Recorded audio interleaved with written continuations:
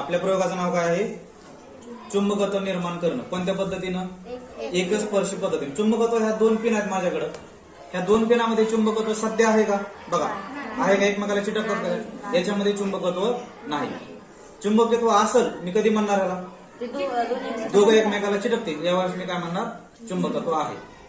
बरं, हा चुंबकीय पदार्थ आहे का नाही मी कसं ओळखणार?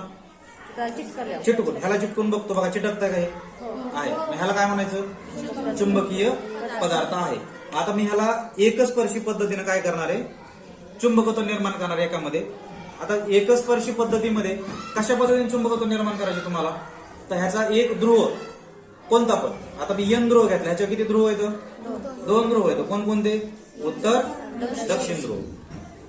ह्याच्यातला N ध्रुव या पट्टीवर, ह्या पट्टीच्या ऐवजी आपण काय घेतलेलं आहे? पिन. त्या पिन वरती घ्यायचं आणि 15-20 वेळेस त्याला काय करायचंय?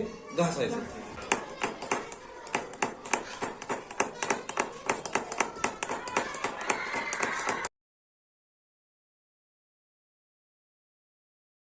मी घासलं. आधी ह्याच्यामध्ये चुंबकत्व नव्हतं, पण आता चुंबकत्व आहे. हे कसं ओळखलं मी चुंबकत्व आहे का नाही ते?